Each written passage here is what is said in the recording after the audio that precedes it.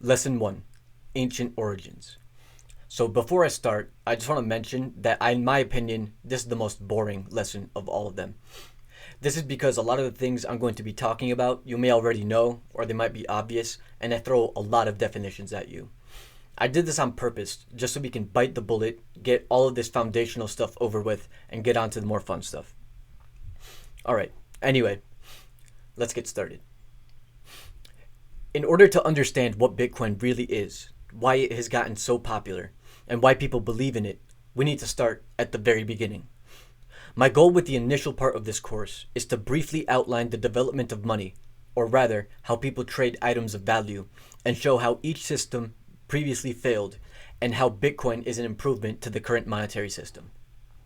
So, first of all, what even is money? Well, money is simply a medium of exchange. It's nothing more than a middleman for obtaining something of value. Humans didn't come into existence using money. There was a step before this.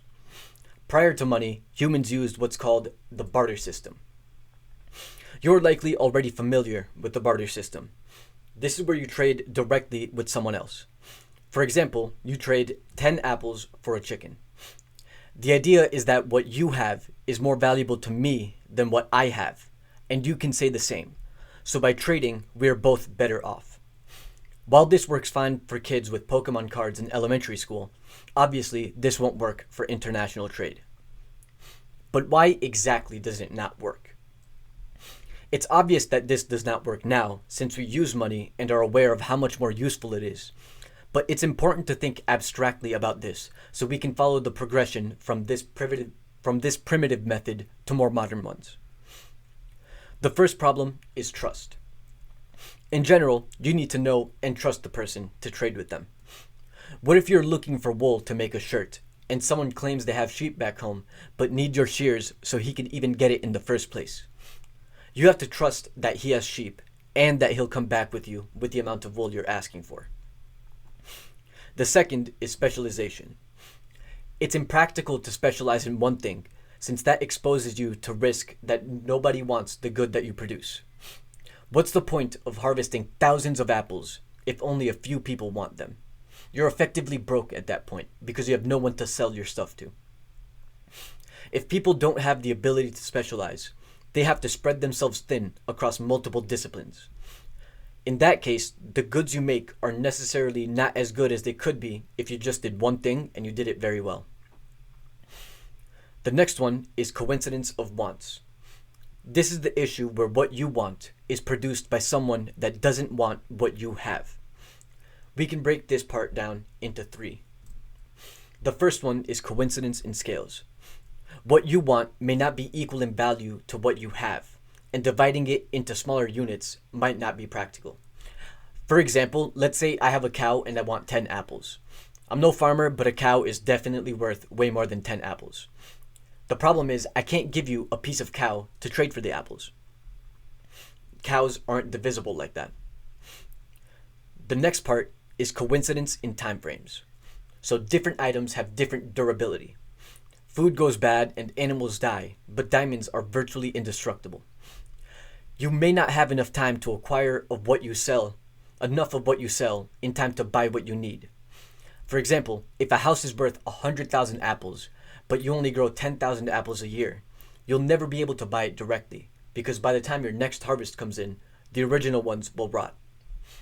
This is actually the most important condition since it's the hardest to satisfy. The next one is coincidence of location. Not everything is transportable or reasonably transportable. If you want my house, you have to buy it where it is. You can't just pick it up and move it where you want. If I want to sell you cows, but there's a massive desert between us, my cows will die before they make the trip. So, how do people make things work during the times of the barter system? Well, they used what's known as indirect exchange. As an example of indirect exchange, say that you have apples and you want oranges, but the guy that sells oranges doesn't want apples. He eats way too much fruit already, so he wants chicken. So what do? You go to the chicken farmer, you trade your apples for his chickens, and then you trade those chickens for the oranges. In this specific example, the chickens are referred to as the intermediate good, or the medium of exchange. They served the function of money for this transaction. The point of this example was to illustrate that the concept of money emerges completely naturally when you have multiple people wanting to trade with each other. Obviously, this is still not a good system because who wants to spend all day trading stuff just to finally get what you want in the first place?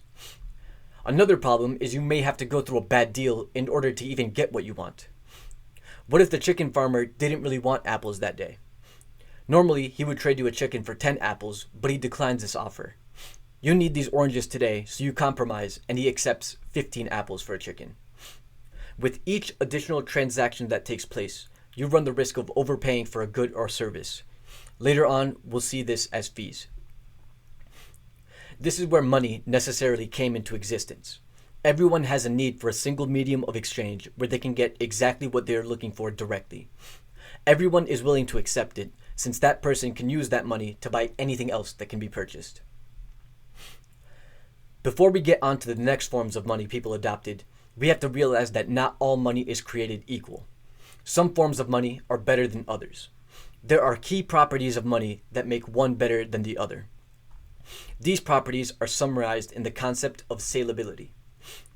Salability is the ease with which a good can be sold on the market whenever you want and with the least loss in price. In other words, who can I sell it to and when? The factors that make up salability are the ones we just went over, the coincidences of wants.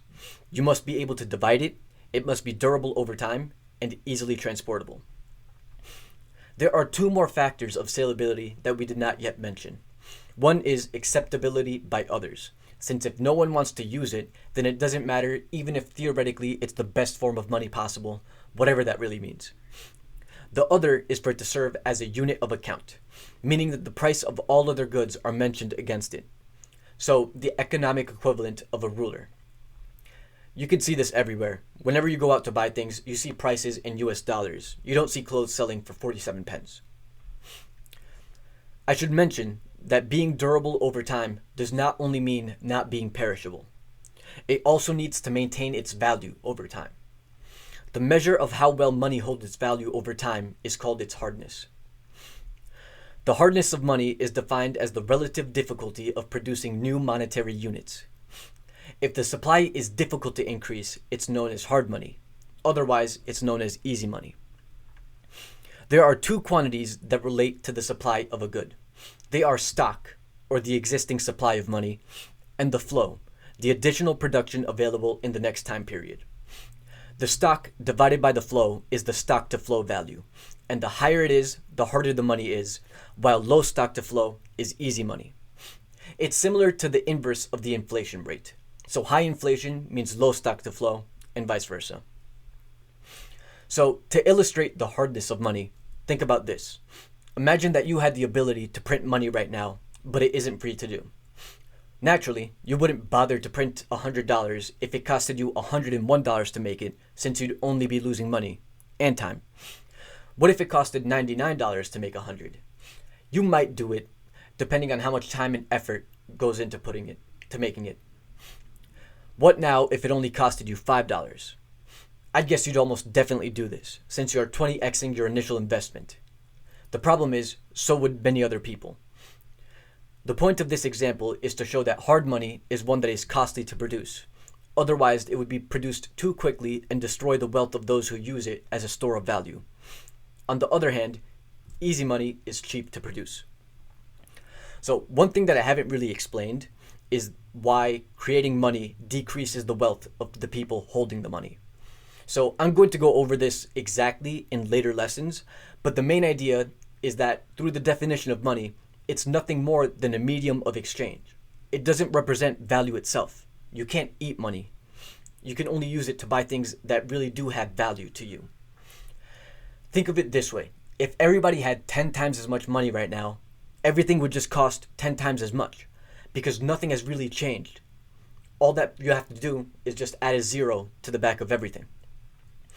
The problem then is that the people who make money benefit from its increase. For example, if only $2 exist, I have one and you have one, then we both have half of all money and we can buy half of all the assets. If I then go and print a new dollar and keep it for myself, I now have 2/3 of all the money, and now you have 1/3. So I can buy more things, but now you can buy fewer because there's not more things just because there's more money. So we'll see in later examples that the hardness and saleability of money can change with time, and it often happens due to the advance of technology. So all these concepts that we talk about aren't static. So that's all for this lesson. I brought up many definitions in this one, so definitely go and download the supplementary information and review it before watching the next video. I'm going to assume for the most part that you know all of these because I don't want to have to keep on repeating them through each lesson, but I may do it for the first couple just so you get more used to it. Anyway, in the next lesson, I'm going to talk about a few early versions of money, how they crumbled, the consequences that they had, and what we can learn from it.